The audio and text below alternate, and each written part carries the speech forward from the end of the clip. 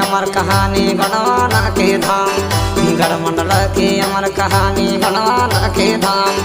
देवी मड़िया मंदिर सोहे नाम लगा गान चला देखा ला जबर चला देखा ला जब मूल निवासी राजा गौंडे वाना के रे आदिवासी राजा गौंडे वाना के रे। गढ़मंडला के अमर कहानी गढ़वाना के धाम, गढ़मंडला के अमर कहानी गढ़वाना के धाम। देवी मड़िया मंदिर सोहे नाम नगर चौगान चला देखे ला जाबुर चला देखा ला जाबो मूल निवासी राजा गौंडे वाना के रे आदिवासी राजा गौंडे वाना के रे।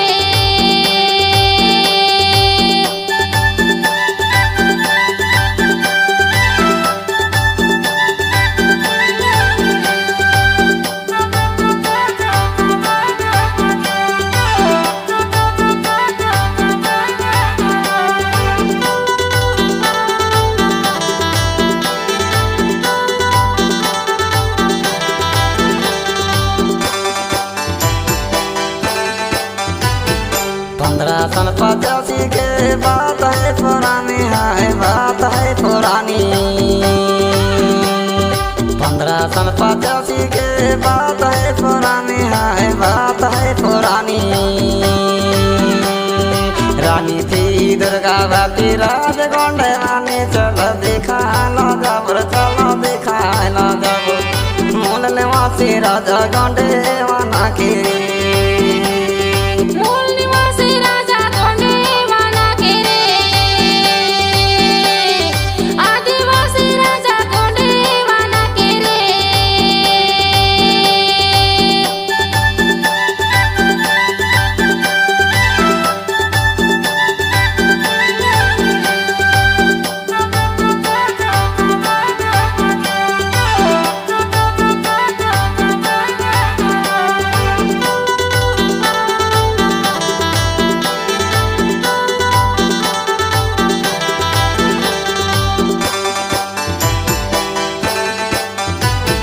हीरा मोती में जलवाए राजा हृदय साय, हीरा मोती में जलवाए राजा हृदय साय।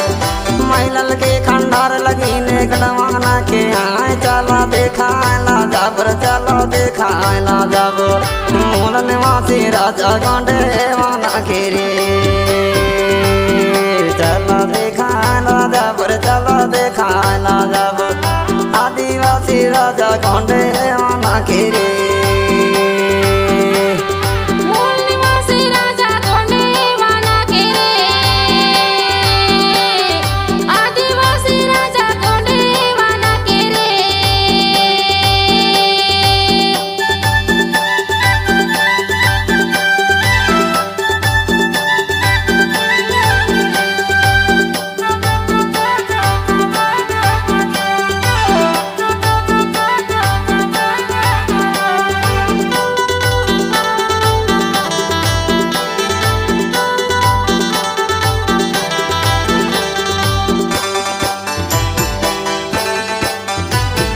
सुंदर बने महालिया तारी सुंदर बने तालाब, सुंदर बने महालिया तारी सुंदर बने तालाब।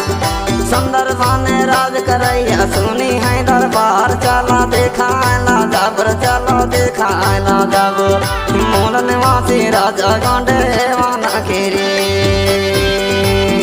चला देखा ला जबर चलो देखा ला जब आदिवासी राजा गौंडे वाना के रे।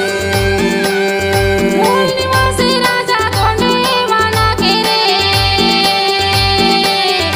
आदिवासी राजा गौंडे वाना के रे।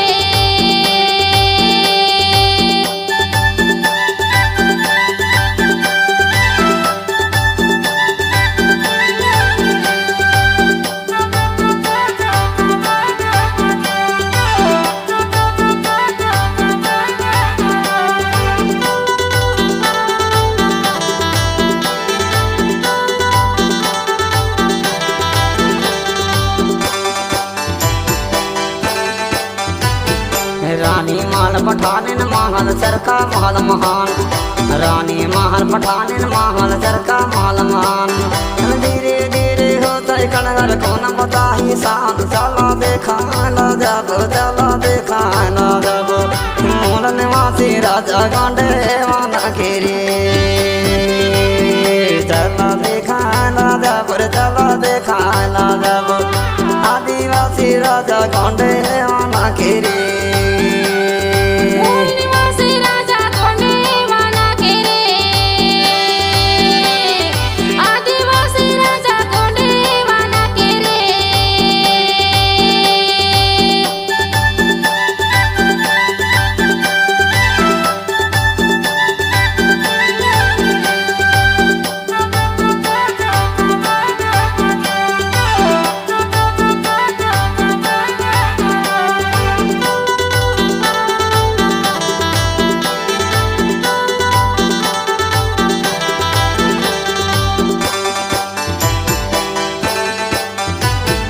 माई नरम दे तट में बासे गड़मंडला के धाम माई नरम दा तट में बासे गड़मंडला के धाम राबेदनी देवी वीरा दे है नाम नंग जबान चला देखा ला जब चलो देखा ला जब मूल निवासी राजा गांडे वाना केरे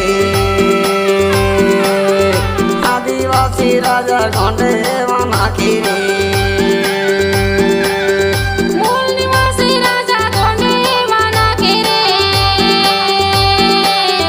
आदिवासी राजा गोंडे वाना केरे गढ़मंडला के अमर कहानी बनवाना के धाम गढ़मंडला की अमर कहानी बनवाना के धाम देवी मड़िया मंदिर सोहे नाम लगा जगान चला देखा ला जब चलो देखा ला जब मूल निवासी राजा गांडे वाना केरे आदिवासी राजा गांडे वाना केरे